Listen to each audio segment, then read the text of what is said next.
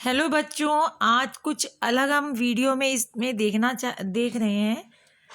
इसमें मैं आपको ये बताऊंगी कि इस बार सीबीएसई ने क्या चेंज किया है।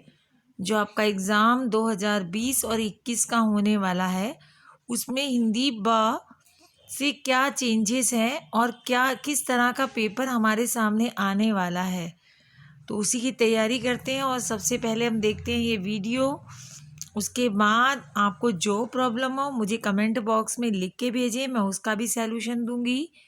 तो स्टार्ट करते हैं ये वीडियो। देखिए, समय वही 3 घंटे रहेगा, मार्क्स 80 मार्क्स हो जाएंगे। पहले खंड अ बा सा कुछ आते थे, लेकिन इस बार केवल 2 ही खंड आ रहे हैं, चीज का ध्यान रखें। और दूसरा, आ खंड में 9 वस्तु परक प्रश्न पूछे जाएंगे और उससे बने हुए कुछ उप प्रश्न भी होंगे।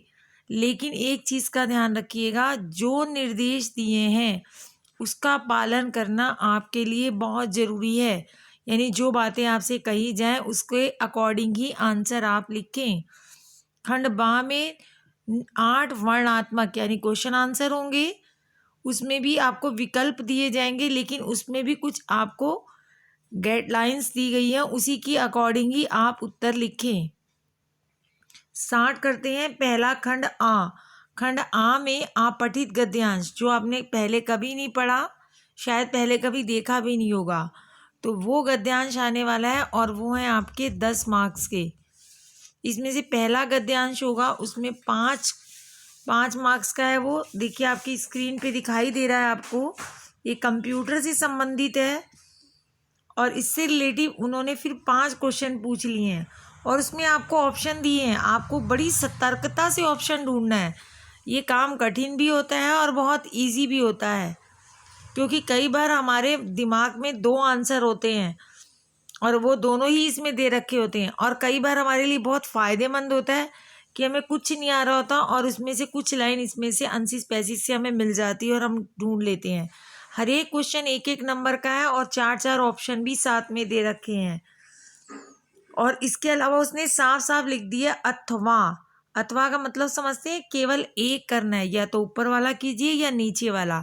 नीचे उसने फिर एक दे दिया है अपठित, 2 अपठित गद्यांश। बताइए, अपठित गद्यांश में भी आपको ऑप्शन मिल रहा है। इससे इजी पैटर्न क्या मिलेगा बच्चों आपको? तो ये इजी है, लेकिन मैंने कहा था ना कुछ निर्देश दिए हैं। तो पहला निर्देश देखिए, मैं आपके सामने जूम कर देती हूँ। यदि आप इस गद्यांश का चयन करते हैं, मतलब सेकंड नंबर का, तो कृपया उत्तर पुस्तिका यानी अपनी आंसर शीट में आप प्रश्न संख्या 1 ये लिखेंगे। प्रश्न संख्या 1 है और उसका गद्यांश मैं सेकंड वाला कर रहा हूँ। ये आपको साफ साफ लिखना है। निर्देशों का पालन ना करने पे आपके मार्क्स कट सकते हैं। तो इसको मैं जूम करके आपको दिखा रही हूँ। इस लाइन, ग्रीन कलर की लाइन पे बड़ा ध्यान दीजिएगा। ये आपके लिए बहुत ज़्यादा ज़रूरी है, इस पे ध्यान देना। 2 गद्यांश थे, एक ऊपर था एक नीचे था। एग्जामिनर साफ साफ लिख के दे रहा है कि यदि आप सेकंड नंबर का गद्यांश चूज़ कर रही हैं तो अपनी आंसर शीट पे ये ज़रूर लिखे कि गद्यांश सेकंड के आंसर, फिर लिखे आंसर नंबर 1, 2। ठीक है। अब दूसरा आंसर आपके सामने आएगा। आपने उसमें से जो करना है, ये आपका है, ये दिखा दिया मैंने आपको। और ये भी 4-4 ऑप्शन है आपके पास। बड़े ध्यान से पैराग्राफ की अकॉर्डिंग ही आंसर दीजिएगा, अपने दिमाग से मत दीजिएगा। इसमें 5 इसमें भी हैं, यानी ये पहला क्वेश्चन आपका 5 नंबर का है। सेकंड फिर आपको एक और गद्यांश दे रहा है। मैंने कहा था ना इजी हो गया इस बार। उसमें भी उसने आपको यही गाइडलाइंस दोबारा दे दी है कि यदि आप इस गद्यांश का चयन करते हैं तो उत्तर पुस्तिका में लिखिए कि क्वेश्चन नंबर 2 का गद्यांश नंबर 1 के आंसर नंबर 1। ठीक है, क्वेश्चन नंबर 2 गद्यांश नंबर 1 आंसर नंबर 1। ये भी आपका हर एक क्वेश्चन 1-1 मार्क्स का है। देखिए, और विकल्प आपको दिए हैं, आपने अकॉर्डिंग टू पैराग्राफ इसमें से छांटना है। बच्चों बड़ी सावधानी से, इसमें भी आपको फिर ऑप्शन मिल गया। इट मीन्स इस बार 4 अपठित गद्यांश आ रहे हैं और आपने केवल 2 करने हैं, लेकिन निर्देशों का बहुत ज़रूरी ध्यान रखना है। तो ये गुड लक है आपके लिए।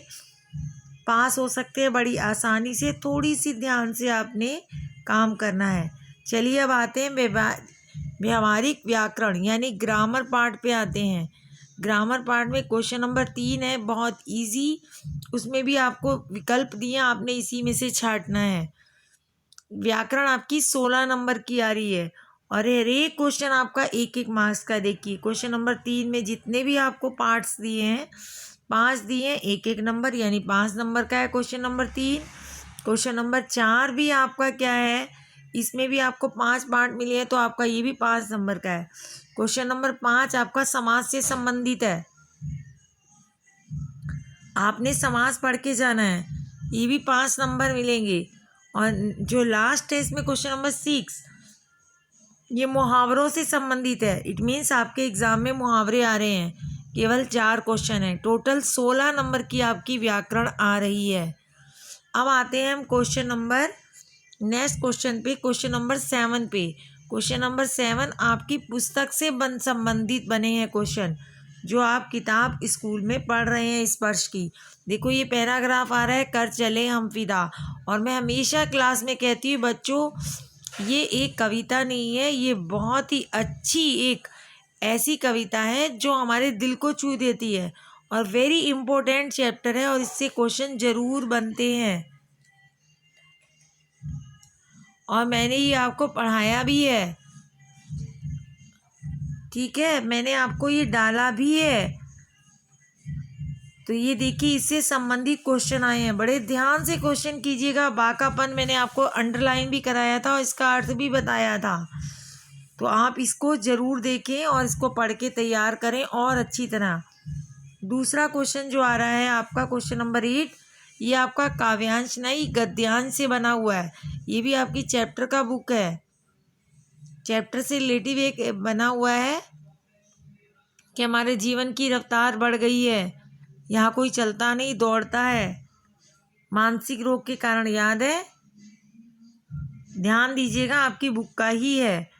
आगे आएंगे, दूसरा क्वेश्चन है 9, वामीरो तातारा की कहानी से बना है चैप्टर। देखिए ये भी आपकी बुक का चैप्टर है गद्यांश का, इससे रिलेटिव भी आपसे क्वेश्चन पूछे गए हैं 5।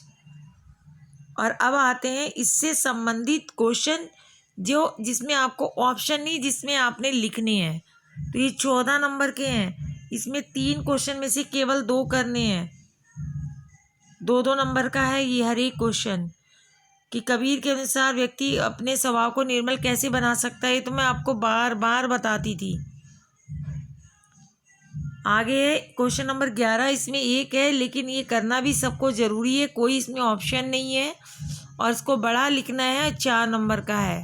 क्वेश्चन नंबर 12 में फिर आपको चॉइस दे दी है, 3 में से केवल 2 करने हैं, पर इस बार ये 3-3 नंबर के हैं। अब आते हैं हम ग्रामर में, विषय पर किसी एक विषय पे आपने अनुच्छेद लिखना है। संकेत बिंदु दिए, इसी के सहारे ही लिखिएगा।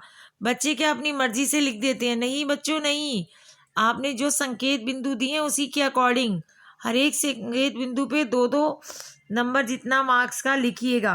ध्यान से देख लीजिए, कोई एक करना है। अगला आता है आपका, आपने आपसे आपकी बचत बैंक खाते की बुक खो गई है, आपने पत्र लेखन दिए, 2 पत्र में से कोई एक करना है आपको। फिर अगले में आते हैं आपने सूचना तैयार करनी है, सूचना लेखन भी मैंने आपको बता रखा है कि आपने करना है। और विज्ञापन लेखन है क्वेश्चन नंबर 16। और लास्ट इस बार नया आया है लघु कथा, ये एक नया इस बार सिलेबस में जुड़ा है, पहली बार आ रही है कि यदि मैं समाचार पत्र होता, तो यदि आप होते उस पर एक लघु कथा आपने लिखनी है। ये इस बार का नया क्वेश्चन है, इसे अच्छी तरह तैयार कीजिएगा बच्चों। मैंने आपको इस बार का सैम्पल पेपर दिखा दिया है और इसे आप ज़रूर ट्राई करें। अगर आपको अच्छा लगा हो तो मेरी इस वीडियो को लाइक सब्सक्राइब शेयर ज़रूर करें, ताकि ज़्यादा से ज़्यादा बच्चे इसे पढ़कर इसमें से अच्छे नंबर लाएं और आप भी इसकी अच्छी तरह तैयारी करें और आप भी अच्छे से अच्छे नंबरों से पास हो जाएं। ठीक है, नए पैटर्न से पढ़िए, पूरी तैयारी से पढ़िए। इस बार चैप्टर कम है, आप बहुत अच्छी हिंदी में नंबर ला सकते हैं। 100 से 100 नंबर लाने का तरीका मैंने एक अपनी वीडियो में बताया है। लिंक आपके पास होगी, आप एक दूसरे को शेयर कीजिए, उस लिंक के सहारे पढ़ाई कीजिए। मैं गारंटी देती हूँ कि आपके इस बार 100 में से 100 नंबर ही आएंगे।